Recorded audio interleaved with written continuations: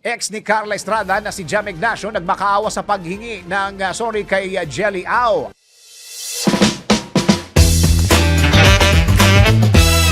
Para sa aking balitang showbiz, lumitaw na ang ex ni Carla Estrada na si Jam Ignacio matapos na magtago ito dahil sa pambubugbog niya sa kanyang fiancé na si Jelly Au. Sa interview kay Jam, humingi ito ng tawad kay Jelly sa mga kaibigan nito at sa kaanak ng biktima. Ayon kay Jam, umaharap siya at humihingi ng taos-pusong sorry, lalo na umano sa mami ni Jelly. Sabay sabi nito ng, "Ma, sorry ma, alam niyo yan na mahal ko si Jelly." Sinabi pa nito na simpleng hindi pagkakaunawaan lang daw ang dahilan ng nangyari at nahaluan na lang ng pagod dahil sa maghapon nilang lakad ni Jelly.